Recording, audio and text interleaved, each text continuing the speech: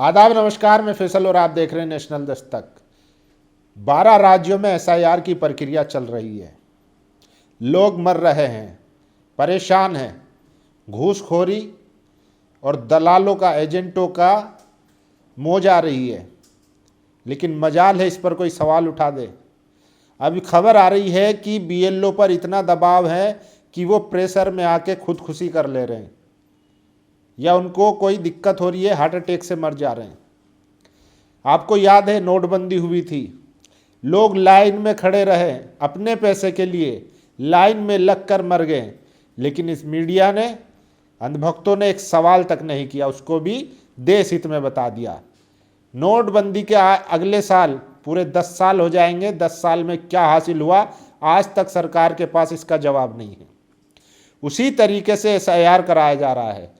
SIR के नाम पे किस तरीके से जो लोकल लोग हैं, जो लोकल एजेंट हैं, मनमानी कर रहे हैं। सरकार अपने हितैषी वोटर उसमें बढ़ाना चाहती है और जो दलित, पिछड़ा, आदिवासी, अल्पसंख्यक है उनके नाम काटना चाह रही है। कैसे, वो भी बताऊंगा। वहीं देखिए, बीएलओ खुदकुशी करने को मजबूर है और मुसलमानों के लिए, अल्पसंख्यकों के लिए, ईसाई, मुस्लिम, इनके लिए तो एसआईआर बहुत खतरनाक है। अमित शाह ने कहा था क्रोनोलॉजी समझ लीजिए, पहले सीए आएगा फिर एनआरसी आएगा। एनआरसी का नाम बदलकर एसआईआर कराया जा रहा है, लेकिन मजाल है एक भी पार्टी इसका विरोध कर रही हो। लेकिन चुनाव में जब जाते हैं तो आरोप चुनाव आयोग पर लगा देते हैं। लेकिन आपने क्या तैयारी की, उस पर भी सवाल होना चाहिए। बंगाल में ममता बनर्जी एक्टिव है और उन्होंने 6200 बूथ लेवल से लेकर हर लेवल पे उन्होंने टीम बनाई है, जिनके पास लैपटॉप है, वाईफाई है, और जो सतर्क है वहाँ बैठकर ड्यूटी दे रहे हैं ताकि चुनाव आयोग वोट ना काट सके। बिहार में जिंदा थे लोग, लेकिन उनके नाम काट दिए गए। फिर सुप्रीम कोर्ट आकर उनको गवाही देनी पड़ी, ये बताना पड़ा सुप्रीम कोर्ट में कि अभी हम जिंदा हैं, लेकिन उनका वोटर लिस्ट से नाम कट चुका था। राहुल गांधी ने भी प्रेस कॉन्फ्रेंस में कई चीजें ऐसी बताई। ब्राजील की मॉडल 22 बार जो है वोट डाल देती है हरियाणा चुनाव में, लेकिन सब खामोश है, कोई बोलने वाला नहीं है। और देखिए कैसे एसडीएम जो है वो बीएलओ को धमका रहे हैं कि हम आपके ऊपर मुकदमा करेंगे। नो डाउट एसआईआर पहले भी हुआ है और अब भी होना चाहिए, क्योंकि जो लोग मर गए हैं या विस्थापित हो गए वो भी, उनको भी हटाना ज़रूरी है। लेकिन इतनी क्या जल्दी है कि 1 महीने में, पहले 1-1, 2-2 साल लगते थे, लेकिन अब 1 महीने की डेडलाइन में काम कराया जा रहा है, जिससे जिनकी ड्यूटी लगाई गई है बीएलओ जो है वो आत्महत्या करने को मजबूर है। देखिए एसआईआर के बीच पश्चिम बंगाल बीएलओ शांति ने की आत्महत्या, केरल बीएलओ अनीस ने की आत्महत्या, राजस्थान बीएलओ मुकेश ने की आत्महत्या, मध्य प्रदेश बीएलओ उदय भान ने की आत्महत्या, पश्चिम बंगाल नमिता की मौत, तमिलनाडु आंगनबाड़ी सेविका आत्महत्या की कोशिश। तो देखिए किस तरीके से इतना दबाव है, इतनी प्रेशर है कि लोग जो बीएलओ हैं वो आत्महत्या कर ले रहे हैं। एक और बीएलओ की मौत, राजस्थान के सवाई माधोपुर में बीएलओ हरिओम बेरवा की हार्ट अटैक से मौत हो गई है। घर वालों का कहना है एसआईआर के काम की वजह से हरिओम परेशान थे। आज सुबह अधिकारी का कॉल आया, उसके कुछ मिनट बाद ही हार्ट अटैक से हरिओम की मौत हो गई। आप समझिए 1 महीने में इतने बड़े बड़े राज्यों में एसआईआर कराया जा रहा है, जिसके चलते लोग प्रेशर में आकर मर रहे हैं। और देखिए लोकल लेवल पे कैसे करप्शन को जन्म दे रही है एसआईआर, वो भी देख लीजिए। यूपी में एसआईआर की प्रक्रिया दूसरी नोटबंदी जैसी लग रही है। कह रहे हैं 2003 की वोटर लिस्ट डाउनलोड करो और 20 साल पुराने नाम, एपिक नंबर, पार्ट नंबर खोजकर फॉर्म भरो। पर असल सवाल, गांव का बुजुर्ग, महिला, मजदूर, अनपढ़ व्यक्ति ये लिस्ट कहां से लाएगा? गांव में नेट नहीं है, प्रिंटर नहीं है, ये व्यवहारिक ही नहीं है। एक बीएलओ पूरे गांव का फॉर्म कैसे भरेगा? 2003 की लिस्ट देगा कौन? जैसे नोटबंदी में कैश जमा कराने वाले दलाल बने थे, यहाँ फॉर्म भरवाने वाले एजेंट पैदा होने तय हैं। 4 नवंबर से 4 दिसंबर की इतनी जल्दबाजी क्यों? अचानक नियम, कम समय और बोझ सिर्फ जनता पर, घबराहट ऊपर से छा गए ज्ञानेश कुमार। तो 1 महीने में एसआईआर कराया जा रहा है और देखिए किस तरीके से लगातार एसआईआर के नाम पर लोग सुसाइड कर रहे हैं बीएलओ। देखिए दैनिक जागरण और एनडीटीवी की खबर है, एसआईआर ले रहा बीएलओ की जान। पश्चिम बंगाल, ड्यूटी की दौड़ में दम दौड़ गई जिंदगी, एसआईआर के वर्कलोड से परेशान महिला बीएलओ ने की खुदकुशी। मध्य प्रदेश, दतिया में बीएलओ ने की आत्महत्या, स्कूल भवन में फंदे पर लटका मिला शव। केरल, एसआईआर प्रक्रिया से जुड़े बीएलओ ने किया सुसाइड, नाराज साथियों ने काम करने से किया इनकार। पश्चिम बंगाल, बंगाल में बीएलओ की मौत, परिवार ने इसे एसआईआर का दबाव बताया। राजस्थान, काम के दबाव में ट्रेन के आगे कूदा बीएलओ, शिक्षक सुसाइड नोट में लिखा अपना दर्द। बिहार, एसआईआर ड्यूटी का तनाव, आंगनबाड़ी सेविका ने की आत्महत्या की कोशिश। केरल, राजस्थान के बाद अब तमिलनाडु में भी बवाल। तो एसआईआर में जो बीएलओ हैं, आखिर कैसे एक आदमी एक महीने में इतने बड़े काम को अंजाम दे सकता है। एसआईआर होता था लेकिन एक एक दो दो साल में, लेकिन अब एक महीने में किया जा रहा है आनन फानन में। देखिए पश्चिम बंगाल के जलपाईगुड़ी में बीएलओ शांति मुनि जी ने खुदकुशी कर ली है, बेहद दुखद और चिंताजनक है। इससे पहले राजस्थान, मध्य प्रदेश, केरल और तमिलनाडु में भी बीएलओ ने आत्मा से जुड़ी खबरें आई थी। ऐसे हर मामले में बात सामने आ रही कि एसआईआर की दबाव की वजह से बीएलओ आत्महत्या कर रहे हैं। नरेंद्र मोदी और चुनाव आयोग एसआईआर को वोट चोरी के टूल की तरह इस्तेमाल कर रहे हैं, इसलिए इसमें जल्दबाजी की जा रही है। ज्ञानेश कुमार मोदी के लिए अपनी वफादारी साबित करने को लोगों की जान से खेल रहे हैं। लोकतंत्र के दुश्मन अब लोगों की जान के दुश्मन बन चुके हैं। लेकिन देशवासियों को वो जो बुद्धिजीवी हैं, जो 272 बुद्धिजीवी इंटेलेक्चुअल बताए जा रहे हैं, जिन्होंने राहुल गांधी को खत लिखा है, वो इस पर भी एक बार खत लिख देते तो बेहतर होता। लोगों की जान जा रही है। सत्ता बीजेपी और आरएसएस की गोद में बैठकर विपक्ष को लेटर लिखने वालों को इन पर भी ध्यान देना चाहिए। नोटबंदी में 150 से ज़्यादा लोगों की जान चली गई। मजाल है उस पर किसी ने सवाल किया हो या उसका कोई जिम्मेदार हो। अपने ही पैसे निकालने के लिए लोग लाइन में लग लग कर मर गए। तर्क दिए गए आतंकवाद खत्म हो जाएगा, करप्शन खत्म हो जाएगा, लेकिन आज भी दिल्ली, देश की राजधानी में बम धमाका हो जाता है, 13 लोगों की जान चली जाती है और सरकार कहती है, और सरकार से कोई सरकार की कोई जवाबदेही तय नहीं करता, बल्कि उल्टा विपक्ष की जवाबदेही तय कर रही हैं 272 लोग जो आरएसएस और बीजेपी के टुकड़ों पर पलते हैं। देखिए रणविजय लिखते हैं, जनता को उलझाए रखना है, कभी एसआईआर के फॉर्म में, कभी नोटबंदी की लाइन में, कभी अकाउंट के केवाईसी में, कभी पैन कार्ड को आधार से जोड़ने में, जनता को उलझाए रखना है। तो लोग ऐसा नहीं है, लिख भी रहे हैं। देखिए प्रेम कुमार लिखते हैं, जानलेवा हो रहा है एसआईआर, बंगाल में 28वीं मौत, अब तक 28 लोग मर चुके हैं।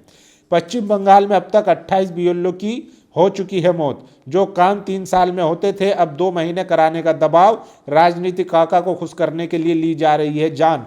चुनाव आयोग के एक्शन पर सुप्रीम कोर्ट क्यों नहीं ले रहा संज्ञान? तो सुप्रीम कोर्ट भी खामोश है, जबकि बिहार के एसआईआर में सुप्रीम कोर्ट में मरे हुए लोगों को लाके खड़ा कर दिया था, उसके बावजूद भी सब तमाशाई बने हुए हैं। और देखिए बीएलओ कैसे काम कर रहे हैं। हमने बताया था कि गांव गिराव में जो है प्रधानों के घर पे फॉर्म भरे जा रहे हैं, तो ऐसी हालत है। और देखिए एसआईआर के कांड, व्यक्ति आपने मेरा नाम, परिवार का नाम वोटर लिस्ट से क्यों काटा? बीएलओ, मैं आपके घर गई थी, व्यक्ति आप नहीं आई थी, बीएलओ चुप। मतलब ऑफिस में, दफ्तर में बैठ के ही कलम चला दे रहे हैं, आप होते रहिए परेशान। और जब ये व्यक्ति पहुँचे तब जाकर बीएलओ जो है वो खामोश हो गई। तो इस तरीके से वोट काटने की एक बड़ी साजिश हो रही है। और देखिए एसआईआर को लेकर इस बार आम मुसलमानों में गंभीरता साफ दिखाई दे रही है। लोग अपने रोजमर्रा के जरूरी काम, दुकान, नौकरी सब छोड़कर एसआईआर फॉर्म के लिए भाग दौड़ कर रहे हैं। कई इलाकों से लगातार शिकायतें आ रही हैं कि बीएलओ घर तक नहीं पहुंच रहे हैं। लोग खुद उन्हें खोजते फिर रहे हैं, इसलिए सिर्फ कि उनकी नागरिकता और वोट का हक किसी की फाइल पर निर्भर ना रह जाए। सच्चाई तो यह है कि मुसलमानों को गोदी सिस्टम पर बिल्कुल भरोसा नहीं करना है। आज मुसलमान एक चीज़ समझ चुका है, अगर हम खुद अपनी आवाज़ को नहीं बचाएंगे तो ये सिस्टम हमेशा हमें खामोश करने में देर नहीं लगाएगा। और यही वजह है कि इस बार लोग पहले से ज़्यादा आक्रामक, सतर्क और जिम्मेदार दिख रहे हैं। कहाँ गए वो लोग जो शाहीन बाग में खड़े होकर कह रहे थे कि एनआरसी नहीं होने देंगे? नाम बदलकर एनआरसी कराया जा रहा है। तो मुसलमानों को भी चाहिए कि सबसे पहले सारी चीज़ें छोड़कर अपना SIR में नाम जुड़वाइए, अपना नाम चेक कीजिए, ताकि आपका जो है हक अधिकार ना छिने। दूसरे लोगों के लिए तो फिर भी इसमें कहीं ना कहीं एक स्पेस रहेगा, अगर उनका नाम नहीं जुड़ा जाता है या नहीं जुड़ा हुआ मिलता है तो वो बाद में जुड़वा सकते हैं। अगर मुसलमान इसमें अपने आप को साबित नहीं कर पाया तो फिर समझ लीजिए कि आप या तो डिटेंशन सेंटर जाएंगे या फिर बांग्लादेशी घोषित कर दिया जाएगा।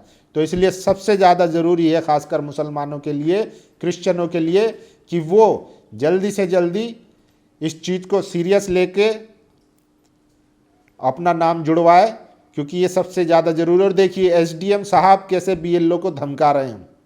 BLO पर SDM साहब का डंडा चला, FIR का आदेश है। SIR की डेडलाइन ने पूरे सिस्टम की नींद उड़ा दी है। 1 महीने में आपने इतना बड़ा काम दे दिया है, एक BLO एक गांव का फॉर्म कैसे भर देगा? और अब उनको जो है FIR की धमकी दी जा रही है, हम आपके ऊपर मुकदमा करेंगे। केवल फ्री का पैसा उठा रहे हो, अगर काम नहीं करना है तो नौकरी छोड़ दो, तुमको मैं जेल भेज दूंगा। यूपी के बस्ती जिले में SDM साहब BLO पर भड़क गए, बात FIR कराकर जेल भेजने तक आ गई। SIR के दौरान काम के दबाव की वजह से कई BLO के आत्महत्या करने की भी खबर आ चुकी है।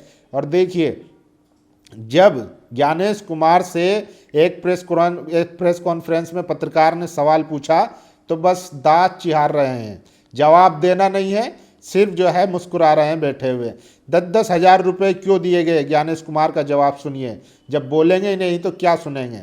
सिर्फ मुस्कुराकर जो है छोड़ दिया गया। आप करते रहिए कुछ भी, लेकिन जो उनको करना है वो करेंगे, इसीलिए ज़रूरत है। और देखिए, एक बड़ा खुलासा हुआ है, बंगाल में UIDAI जो आधार कार्ड बनाती है, उन्होंने एक लिस्ट दी है लगभग 30 से 32 लाख लोगों की, कि ये लोग डेड हैं, मर चुके हैं, और ये इनके आधार कार्ड जो है वो एक्टिव नहीं है।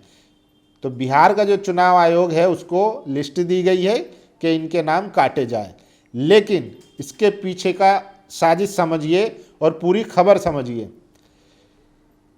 सांसद है TMC के साकेत गोखले, उन्होंने 1 साल पहले आधार कार्ड से रिलेटेड जो है सूचना मांगी थी, आधार UIDAI से। उन्होंने कहा कि हमारे पास ना तो स्टेट वाइज कोई लिस्ट होती है और ना ही रिलीजन वाइज हम इसको मेंटेन करते हैं। हमारे पास सिर्फ आधार ID है और नॉर्मल हमारे पास डिटेल होती है, ना तो हम इसको स्टेट वाइज, राज्य वाइज जो है इसको मेंटेन करते हैं डाटा को, और ना ही हम इसको धर्म या किसी धार्मिक जाति या किसी पहचान के आधार पर इसको मेंटेन नहीं किया जाता है। और यही रिकॉर्ड जो है वो संसद में है। लेकिन जो 30 से 32 लाख इन्होंने लिस्ट दी है बंगाल में, वो अब कहाँ से आ गई? आप समझिए कि स्पेसिफिक जो डीएक्टिवेट आधार कार्ड है वो सिर्फ बंगाल के हैं, 30 से 32 लाख। तो ये लिस्ट कहाँ से आ गई? तो इसका भी समझना होगा। उसी के लिए देखिए, सीनियर पत्रकार है सौमित्र रॉय, उन्होंने एक बड़ी पोस्ट लिखी है, मारक पोस्ट, मैं आपको पढ़ के बता देता हूं। देखिए, बंगाल चुनाव से पहले अमित शाह ने चुनाव आयोग और ज्ञानेश गुप्ता को करीब 35 लाख वोटरों को मुर्दा बताकर नाम काटने का आदेश दिया है। TMC सांसद साकेत गोखले कागज के साथ बता रहे हैं कि UIDAI के पास आधार कार्ड की राज्यवार संख्या नहीं है, यह UIDAI जो है कह चुका है। उसके पास ये जानकारी भी नहीं है कि कितने आधार कार्ड वाले मर गए जब तक कि आधार को डीएक्टिवेट करने का आवेदन ना किया जाए। यही बात संसद के दस्तावेज भी कहते हैं। अब उसी UIDAI ने बंगाल के राज्य चुनाव आयोग को 32 लाख वोटरों के नाम काटने की इसलिए सिफारिश की है क्योंकि ये मर चुके हैं। बंगाल इस वोट चोरी का सामना करने को तैयार है। मतलब इनके पास राज्यवार डेटा नहीं है, लेकिन 32 लाख जो है वो बंगाल के वोटर हैं। ठीक है, बंगाल इस वोट चोरी का सामना करने को तैयार है। राज्य भर में खुले 6200 हेल्प सेंटर जिंदा मुर्दा की लिस्ट लेकर खड़े हैं। बंगाल ऐसे चोरों के साथ नहीं, एक 14 पुस्तों का क्रियाकर्म कर देता है। एक बार ज्ञानेश गुप्ता की एसआईआर लिस्ट आ जाए तो बंगाल की सड़कों पर मुर्दे जिंदा होकर घूमेंगे। वे खुद दुनिया को अपने जिंदा होने का सबूत देंगे। ज्ञानेश गुप्ता को दिल्ली में बैठे ये समझ नहीं आ रहा है कि ये बिहार नहीं बंगाल है। यहाँ सड़कों पर इंसाफ होता है, ऑन द स्पॉट। दलाल गोदी मीडिया के सामने नहीं। ममता दीदी का केडर एक्स पर बैठे कांग्रेसी निठल्लों और राजद के पुछल्लों से कहीं ज़्यादा ताकतवर है। बंगाल की सड़कों पर जब मुर्दे अपना आधार कार्ड लेकर घूमेंगे तब ममता दीदी नरमुंडों की माला पहनकर अट्टहास करेंगी। तब बीजेपी के टुकड़ों पर जिंदा और वोट चोरी पर राहुल की शिकायत करने वाली 272 रिटायर अस्थियों को गयाजी में अपना पिंडदान करना होगा। लगता है 2026 में 2 बार नहीं 3 बार दुर्गा पूजा करने जा रहा है। तो देखिए, इन्होंने सौमित्र रॉय सीनियर पत्रकार है, लिखा है कि किस तरीके से बंगाल में 32 लाख मरे हुए लोगों की लिस्ट पहुंचा दी गई है पहले ही, लेकिन वहां पर ममता बनर्जी एक्टिव दिख रही है, उनका कैडर एक्टिव दिख रहा है और वो बूथ लेवल पर बैठे हुए हैं ताकि वो किसी भी तरीके की धांधली को रोक सके। बाकी आने वाले दिनों में पता चल ही जाएगा कि क्या हुआ क्या नहीं हुआ। बाकी ये तय है कि कांग्रेस और तमाम दूसरे नेताओं की तरह, पार्टियों की तरह टीएमसी के पास कैडर है और एक्टिव है जो ज़मीन पर रहता है। कांग्रेस है, राहुल गांधी मेहनत करते हैं, नो डाउट उनके ऊपर के लीडर मेहनत करते हैं, लेकिन उसके पास कैडर नहीं है। वही हालत समाजवादी की यूपी में दिख रही है। खुलेआम गांव-गांव में प्रधान जहां बीजेपी और आरएसएस के नेता हैं वहां लिस्ट तैयार हो रही है, लेकिन समाजवादी नेता क्या कर रहे हैं, उनका कैडर क्या कर रहा है, ये भी बड़ा सवाल है। बाकी अगर अभी नहीं इनको रोका गया तो फिर बिहार जैसे नतीजे आने तय हैं। अपनी राय जरूर दीजिए। शुक्रिया। नेशनल दस्तक की आपसे गुजारिश है कि अगर इसको बचाना चाहते हैं तो नेशनल दस्तक को सब्सक्राइब करने के लिए रेड कलर के सब्सक्राइब बटन को दबाएं, फिर बेल आइकन की घंटी दबाएं। नेशनल दस्तक को बचाने के लिए बहुत जरूरी है कि हर खबर को शेयर करें, लाइक करें, कमेंट जरूर करें।